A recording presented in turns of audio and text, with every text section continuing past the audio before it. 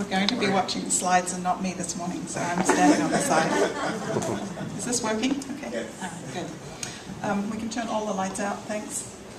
Okay, Mike and I and another couple were going to Zambia and Malawi. But our first stop was Washington, D.C. Dusty and Barbara Miller in the back right. He's got the yellow shirt and she's in the white shirt next to him.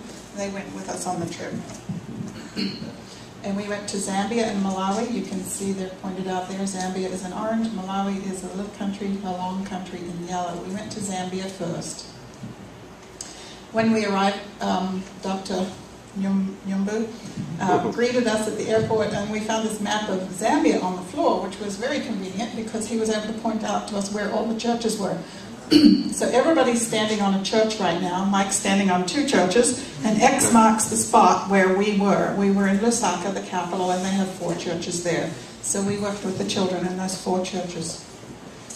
And this is Lusaka. You can see different places that we went. This is the first church we went to. They used to, when I went there a year and a half ago, they used to meet in a school. But then a pastor was walking through the community one day, and these men, he walked past a bar, and these men were starting to say things to him, and he said, "God, I'm claiming this bar for you." Within a month or so, the bar was up for sale, and he was walking by, he saw the for sale sign, and next thing you know, they bought the bar, and now they have it as a church, and they've painted it up. The only problem is it's already too small, because they're a growing church. So they're wanting to build a much bigger building for 300 people. This is the outhouse out the back of their church. And we went there for church on Sunday, and the children were all waiting outside in their choir uniforms singing to greet us. They love music in Africa. This is the theme of our 2 weeks there, just about. Choirs everywhere. So the children sang, and then the ladies sang, and then another choir sang, and they all sing several songs, and this is all part of their worship service, especially when they have visitors. Everybody has to perform. This is us after church. Actually, a lot of the children must have already gone home because there were at least 50 children there, so they're not all in this picture. It is a growing church. The next day we had the Vacation Bible School. This is Barbara and I leading the songs. And in the during the lesson we're teaching them the gospel message. This is where we bring 3 children up and tell them, well, you have to do some jumping jacks to get your gift. So they don't know what jumping jacks are, so I had to teach them. Mike's teaching, helping them with a craft. They were making cross necklaces and bracelets. These are some of the things that they made. They very proudly wore them, the boys and the girls. Dusty is outside doing games with the kids. And the ladies are at the back of the church cooking lunch. They were cooking chicken. She's working with some chicken right there. This is how they cook on little charcoal fires, burners. This is a little thing where I'm teaching, it's still in the lesson time where I'm teaching them. Some of you may know it. Jesus is God, so we do actions like Jesus is God. He came from heaven to earth. He lived a perfect life. And this is the part showing right now is he died on the cross, so they're putting their hands out. And he was buried, he rose from the dead, and he's in heaven now offering them a free gift of eternal life. So I was teaching the kids a lot of the gospel message so that they can teach other children. Children in the community were looking in the door. Now that was an interesting thing. They only invited children in their church to this Vacation Bible School. There were 2 reasons for it. One was the financial aspect of providing the lunch for everybody. The other was, in the past, that community has said that they were Satan's church. And so what they found is if the kids come on their own to church, then the parents will put them down and say, oh, you're going to Satan's church. So what they do is they tell the children, you can come with your parents and come on Sunday. So if the parents come, then it works much better. And it really is a growing church. It's a lot bigger than when I was there 2 years ago. So they're doing something right. They make sure that children wash their hands before they eat. Over there they eat with their hands. The inshima that they use, they roll in their hands and they pick up their food with their hands. So it is very important that they wash their hands. These are the 3 young people that worked with us for the Vacation Bible School. 2 of them are orphans. And the pastor's in the middle, in the front there. The second day we came, the children were all out singing all the songs that we taught them before we arrived. And then all the children in the community are standing around watching. So they're being a witness already in the community with the songs that they're singing. And I heard the pastor saying, "Oh, you want this? Come on Sunday." So it was working. I asked the children, how many wanted to give their lives to Jesus, and there you see the response. And then we gave them a New Testament Bible. We only worked with 1/3 of the children at a time. Some were in their lessons, some were at craft, and some were at games. Mike is teaching them the gospel message with the craft that they were making. This is the kitchen, or at least when it was a bar, that was where they served the drinks, but now it's their kitchen. You see the blocks on the right there. Those are blocks for when they build something new. They have a give a block Sunday, or bring a block Sunday, and that's how they get blocks for their church. So it's amazing how much food they put on the plates for these kids. I just couldn't understand how they could fit it all in. Where you see them eating with their hands. Is that rice? It's rice and inshima, and then there's beans, and there's some kind of a meat dish. It was good. And the kids couldn't keep their hands off Mike. It's the same wherever he goes. But they were fascinated with his hair in this particular situation. Here they are showing off their little spiral crafts, and the spiral crafts tell the story of the gospel message. So when they take it home, this is going to be probably the most colorful thing in their home. And so it tells the story of, heaven is a gift, man is a sinner, God loves us, Jesus died for us, and he's offering us this gift of eternal life. And then there's a little foot shape that shows how we can follow Jesus or walk with Jesus. Oh, and there's a little card on the bottom that's in English on one side and in Chichewa, their language, on the other side. The kids do, English is the language in Zambia. However, they do have quite a few other languages that they speak. In school, they do learn, at the older grades, they learn in English. This is the whole Vacation Bible School group. So that was 2 days, and then the 3rd day we're going out to another church, Chongwei, but on the way we stop at Pastor Nyumba's home. He is a doctor of engineering, and he got that he came to school in Canada and the United States.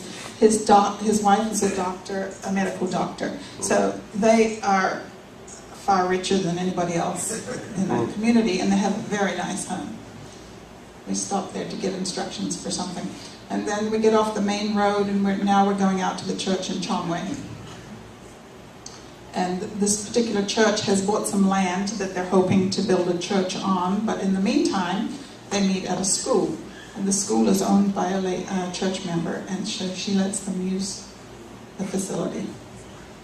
This is the pastor. I met him 2 years ago at SEP. He's really gung-ho for children. He's also gung-ho for teaching the pastors and educating the pastors. So that is a good thing, and Mike will be talking more about that later. Mike's working with the kids with crafts. Notice the basketball hoop. I think that's really clever.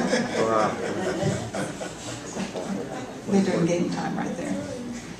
I have this picture because they call themselves brothers and sisters, but they're actually not all brothers and sisters. There's an expression in Africa that no child is an orphan. And that's because of the way they have their relationships or talk about their relationships. For example, if I have a sister, my sister's children are my children. And my children are hers. So her children I would call my daughter or my son. And so they take on that responsibility of each other's children like that. So that older girl there, I was talking to her at the end one day, and she said she was waiting for her sister, and I said, how many brothers and sisters? And then we got into this big discussion about relationships and how it all worked. This is the group. It was a smaller group in Chongwei. We have a raffle time. It was supposed to be for if they arrive on time, and it kind of was, but everybody got their name in the hat somehow. And so the kids we just gave out very simple prizes. It might be pens or coloring pencils or crayons or a very cheap calculator.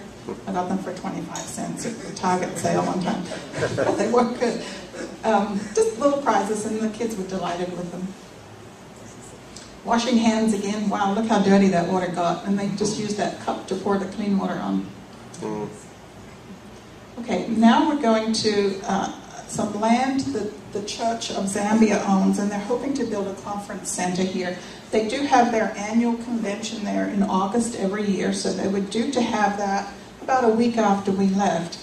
And it was really neat. This is like the Feast of Booths, if any of you remember that from the Old Testament. Yeah. But it's not really what it is. They come together in August.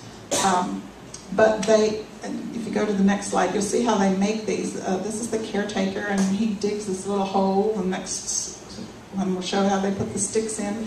And then they have this long grass that they attach. And Mike here is pointing to a piece of tree bark, that they tie it all together with. So everything's right there and available. And they just, each family in the church that wants to go pays $10 to have one of these made.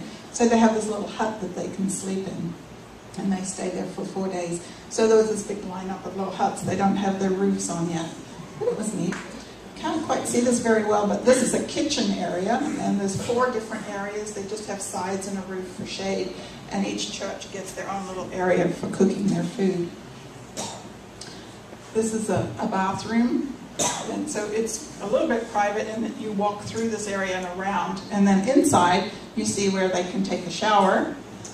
They stand on sticks so that the mud doesn't get muddy when they pour water over themselves. So I thought that was quite clever. And this is the toilet. And that's what it looks like when it's a little bit more developed. You squat on it. And this is what it looks like if it wasn't constructed properly. They had one of these, and it collapsed. Okay, this was a good news to me. When I went there 2 years ago, they didn't have a water pump. And now they have a water pump. I don't know if any of you ever bought those, what did they sell, bags or something from Zambia that Nsama brought over? Oh, yeah. Some of the money from that went towards that water pump there. So the ladies of the church paid for the water pump. They used to have to bring big barrels of water in every day when they stayed there, but now they have a water pump, so it's a huge saving for them. In order to keep the land, they had to buy it off a village chief. In order to keep it, they have to have a caretaker on the property. So they built this brick, it's probably only 2 rooms for the caretaker. And then the kitchen is outside. This is the kitchen. And you can see inside the kitchen with the water and the little cooking area. This is where the chickens lay their eggs. That's kind of neat. And they keep the corn in an area so that animals can't get in. This is the little chicken house. It climbs up that piece of wood in the front up into its little house. People cut wood and then make it into charcoal, and then they sell the charcoal. So this is how they transport it to where that they can sell it. Just pile it onto their bikes. On the way to that last place, on the way back, we stopped. This is the chairman of the board of the church in Zambia, and this is his house. He was a banker, so that gives you an idea of the economic, what people can afford and how they live based on what their job was. He's retired now. And this is just a little building, a little room by their house. Mike got out of the car and was fascinated with how they built this. It's built with mud. And so, he talked to her enough, and then she invited him into the house to see. And it was really only a 2-room house. About everything they owned was right there that she's standing beside. They have a couple of mattresses that they put down on the floor. They plaster, it was a clay brick wall, and they plaster over it. to make it smooth. And they even have an antenna for their TV. This is their pantry area. So it's very simple. The kitchen is outside. And the kids are in the kitchen eating. And this is how they cook. These little charcoal burners. They just put a big pot on the top, wash their dishes right there. This is the outhouse. And this is something that they keep all their maize in, or corn. There you can see it. But once again, that's a building that Mike was fascinated with. Comas, Kalanguli is the mission developer for Africa. They're in a church-owned house right now, but they're building their own house. And so they've been collecting bricks and gradually building their house. This is a 4-bedroom, 2-bath house. It's brick inside and brick outside. There's no electricity, no plumbing in it as yet. They add the plumbing later so they don't kind of bury it under the house. It's put in another way. But later on, they plan to build a bigger house on that site, and this will be divided in two so that caretakers and house helpers can live there. That's what it's like inside. This is where the caretakers are right now. Remember, they have to have a caretaker if they have land. Otherwise, they lose the land. This is where, I took this 1.5 years ago when I visited, but this is where the Comas live now. So they're coming from this house and they're building. So the church in Zambia will rent this out next year, and that will be their biggest source of income for their church. Because most of the people in the church over there are subsistence farmers. They don't earn a lot of money. You know, if they donate, it's a chicken or nuts or something like that. There is a water shortage in Africa right now. It's summer. This is how they keep the water. The water is turned on for about 2 hours in the morning from 6 to 8 and about 2 hours in the evening. Sometimes it doesn't come on. And so the tank doesn't fill up. So you don't have running water all the time. And if you forget to fill up your buckets or whatever, then you don't take a shower. And when you do take a shower, you're limited to about half a bucket, and it's cold unless they're kind enough to warm it up for you. So we're really good at taking half bucket showers. That's what they put their water in to bring it inside. 2 years ago, this was the church for the Central Congregation in Lusaka. Now it looks like this. They have a big tent, and they had to build a caretaker's house, which I believe Mr. DeKoch bought, that little house just to the right of it.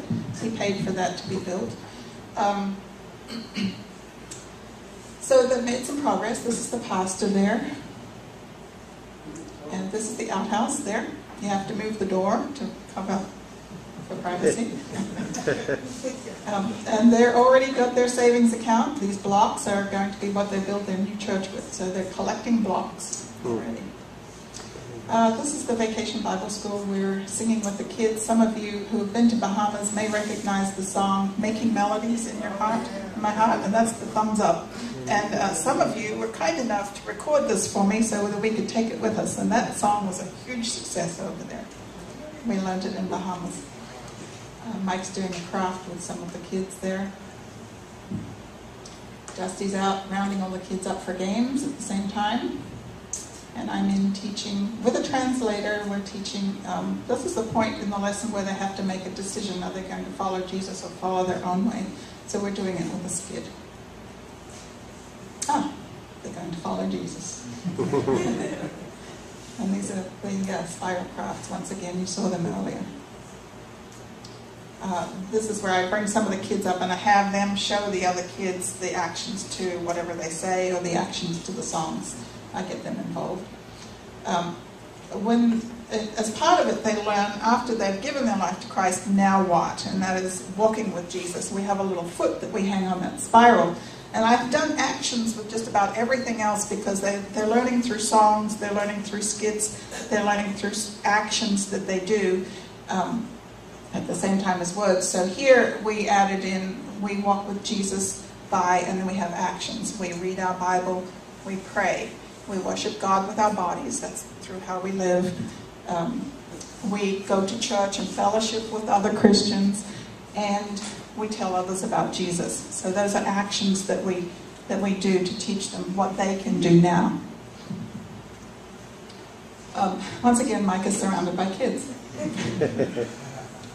And this is the whole group at the Central and the Lalanda congregation. They combine. Very busy time. Lots of kids. Mike talked to the teens afterwards, so we gathered the teens from all 4 congregations, and they came in that afternoon, and we had a church service and that kind of thing for them.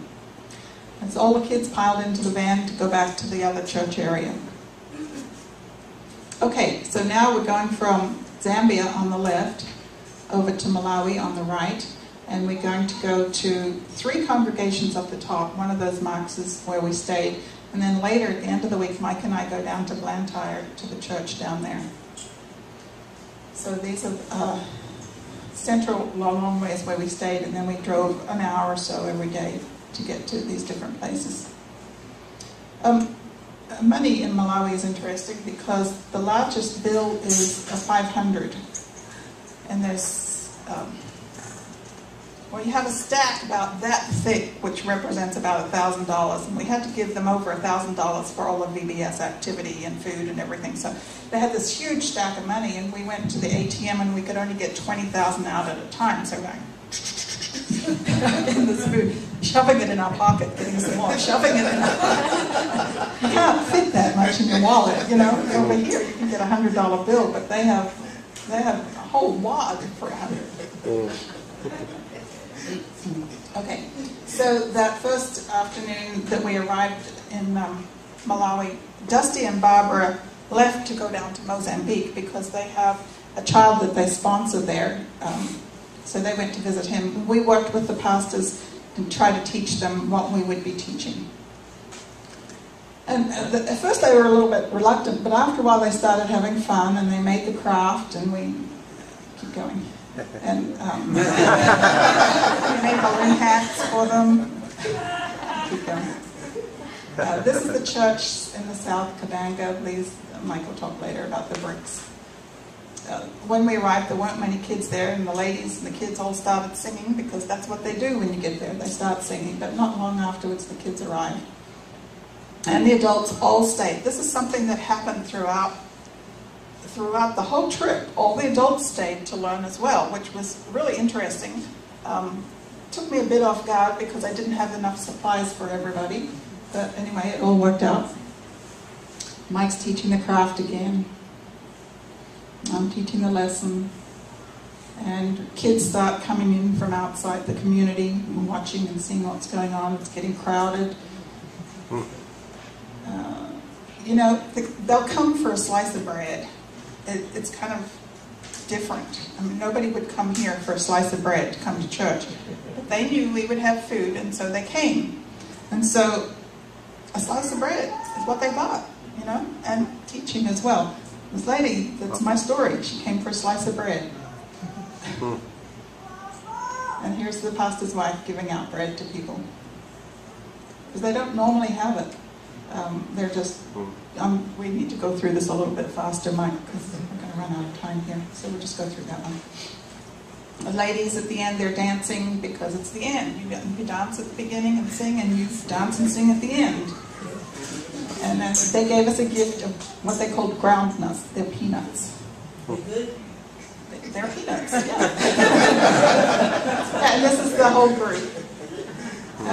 The church, 10 years ago, Ken Buck, a pastor over in England, donated this truck to them. And it was already 10 years old. And so now it's 20 years old. So we gave them $200 just to get it up and running again, but it still had to be push-started. But they used this to transport the kids around. It's a 20-year-old truck. Okay, we had a water shortage in Zambia that I already talked about. In Malawi, we had a gas shortage because a couple of years ago, the president bought a private airplane. And the money that he used was their foreign exchange money. So now it's hard for the country to buy gasoline. So the country has a shortage of gasoline, and people, you could count 50 cars in line to buy gas, and then other gas stations were just completely out. There was a big protest about that a few weeks before we went, and there were riots, and the police shot people, and so there was scheduled to be another protest one day that we were there, And they postponed it, thankfully. Everybody was praying it would be postponed because if they had a riot, we couldn't do anything. Nobody would come to church because it was just too dangerous. So anyway, that was postponed, so everything went well. Okay, this is a typical meal, but well, that one's rice. Sometimes it's in Shima. The road on the way to one of our churches, and again, it's a dirt road. Typical housing, bricks with straw roofs. And here's the church. And people outside were singing as we drove up. Once again, singing. The chief Kabanga, the area is called Kabanga after the chief, he donated this land to the church because he wanted a nice building in the village. So he made sure that they built it properly and had used professional builders, and so they built this church, and they're very proud of this church. And inside, what happened, then they leased this land, and they were going to grow maize so that they could have some money to buy more land and build more buildings. So now the maize is stored in the church. But in the meantime, they did buy more land. Go to the next slide. They did buy more land, and they built classrooms and a library. So they're all squishing in this little classroom right now for the church service. And the ladies are outside cooking. That's Chief Kabanga, and we're going to have lunch with Chief Kabanga. There's just a few people, pastors, and they killed a goat in honor of us coming. And they said it was the first time they'd killed a goat for a woman visiting. Quite honored. We always took these corn cakes and samosas with us wherever we went. This is the deacon who did a lot of translating. After a while, he was translating so much that he was giving the message, and I had to stop him every so often. This is the pastor of that church. Just a typical sight that you might see on the road. Ladies carrying things on their heads.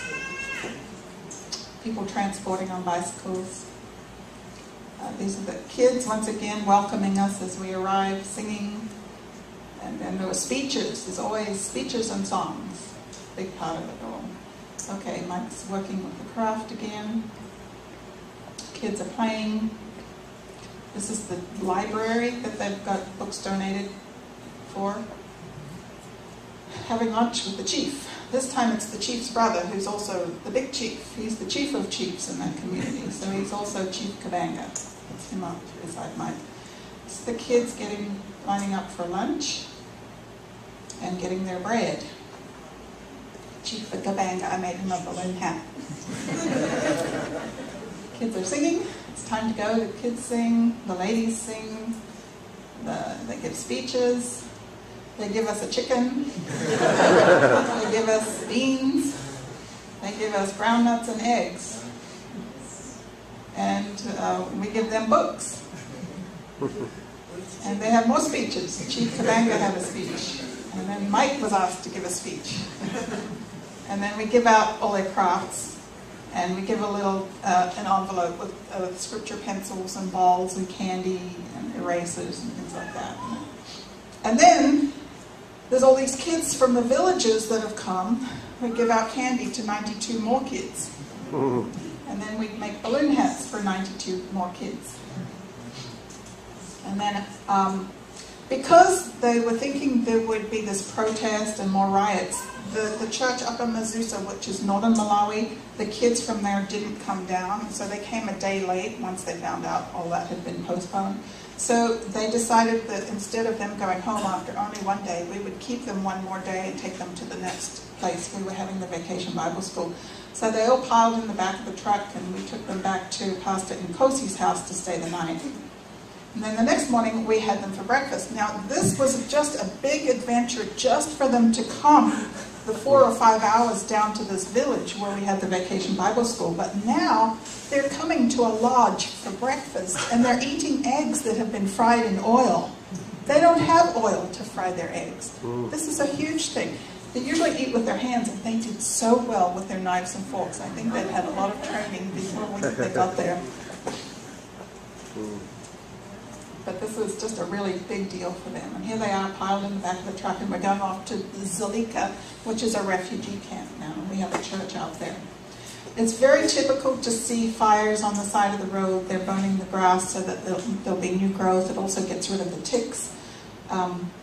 Also, it's common to see fires on the side of the road because they're burning rubbish that's been thrown on the side of the road. So a common smell is smoke. This road had just been built, and they put these rocks across every so often so that cars wouldn't drive on it, but they decided that they would. This is an aerial view of the refugee camp, Zambia refugee camp. It was it started out that it was a prison for political prisoners quite a few years ago, and then they were released when the government changed. But now it's a refugee camp for people coming from Congo and a few other countries. Burundi and Rwanda. Yes. It was designed for 4,000 people, but there are 10,000 people there. And it's a lot bigger than this now. This is an old aerial view. So it's, yeah. The kids were all waiting for us and all ran out to greet us. They have their church in one of the classrooms there. Once again, lots of singing. The children sang. And they had us sit up the front to watch. And the ladies sang. And, oh, okay, so now we're into the lesson. And this is Barbara standing up there with a crown on her head and got a t-shirt that says God.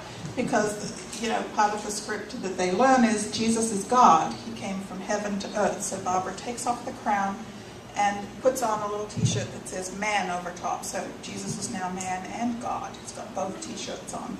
And so that's just part of the learning. And we talk about what Jesus did. And here, the kids are doing the actions. This is, he came from heaven to earth, and so they're holding their hand like the globe. Some of the ladies came up to me and gave me an envelope, and this is the translator on the left, and I'm really having trouble hearing him and understanding him. That's why I'm like this. In the end, I got the other lady to translate. She was a lot better. But they were asking for us to donate pigs for them so that they could have their own business. And then it was time to go, and so we had more songs, and speeches, and Mike spoke. And then we had a group photo. This is the pastor. He has 8 children, and if you count, you don't get 8. I'm not quite sure how it all figures. But he is actually, I believe he's going to Australia. He's one of the very few, maybe only 4 or 5% get to go to another country. The rest either have to go back to their home country or they stay in that refugee camp the rest of their life. They cannot leave it. They cannot go out and get a job anywhere. There's really no way for them to make money. So they're rationed on the food that they're given. So this is what the refugee camp looks like. Again, it's homemade bricks and a thatch roof. These roofs are not built to withstand some of the rain that comes, and so they might all just get drenched. This is one of the translators, and the next photo is standing in front of his house. That's quite a roof. Okay, next. And inside, this is where they cook. It's very dark inside, just some of their supplies. That's an interesting roof. I think it's aloe vera growing on it. Okay, just go through these really quickly. They have some little shops there. And people have been a little bit more industrious. It's his own sewing business.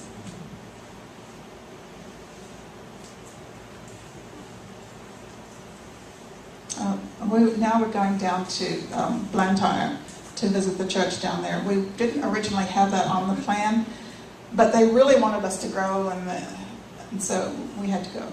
So this is a man, looks like he's sick, and they must be taking him to a clinic or a hospital or something, but they just pulling him with mules. I got quite excited when I found out that the road we were driving on had Malawi on one side and Mozambique on the other. So we had to stop the car so I could get out and we could get a photo of us in Mozambique.